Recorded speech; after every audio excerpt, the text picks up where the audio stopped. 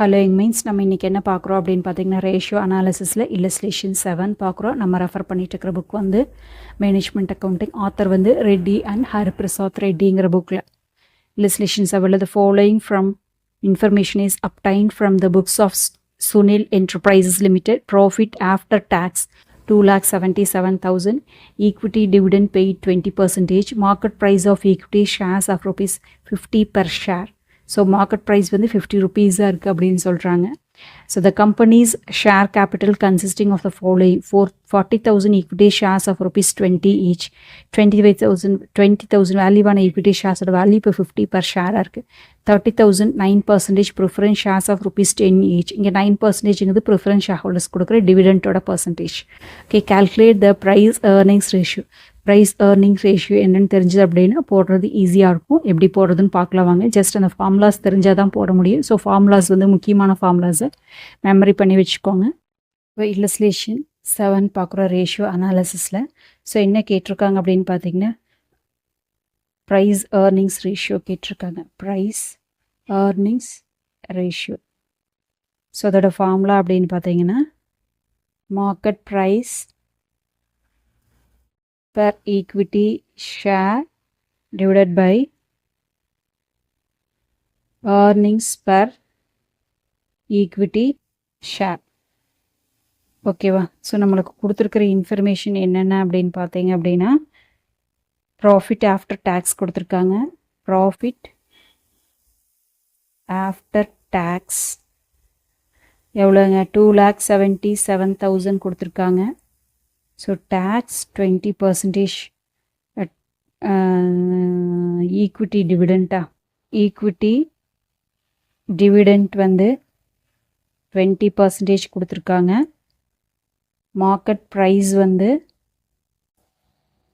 50 per share கொடுத்துருக்காங்க.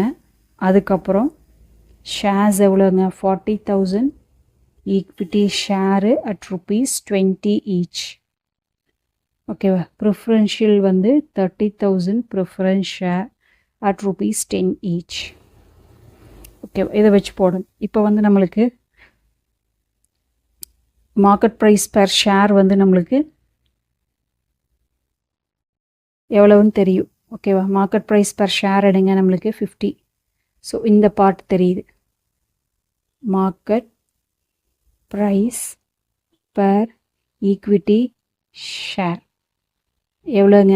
rupees 50. So 1% நம்மளுக்கு ஒரு போர்ஷன் தெரியுது. ஸோ இப்போ இது கண்டுபிடிக்கணும். ஏர்னிங்ஸ் பெர் ஷேர் கண்டுபிடிக்கணும். அதுக்கான ஃபார்முலாஸ் பார்த்தீங்க அப்படின்னா ஏர்னிங்ஸ் பெர் ஷேருக்கு net profit after preference dividend divided by number of equity share.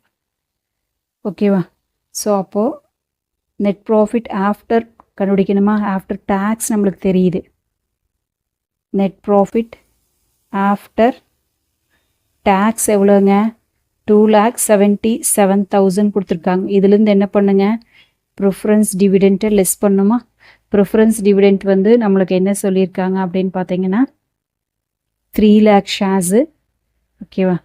எவ்வளோ பர்சன்டேஜ்னு பார்த்தீங்கன்னா 9% ப்ரிஃபரன்ஸ் ஷேர் ஹோல்டர்ஸ்ன்னு சொல்லியிருக்காங்க. அப்போவே சொன்னோம் இல்லைங்களா 9ங்கிறது ப்ரிஃபரன்ஷியல் டிவிடெண்ட் அப்படின்ட்டு. அப்போது 3 lakh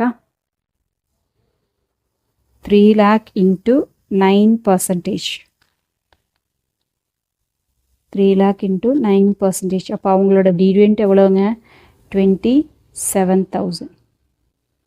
ஓகேவா? அப்போது 2,50,000 டிவிடெண்ட் போக இப்போது இதுதான் நம்மளுக்கு என்னங்க? Net profit after preferential dividend.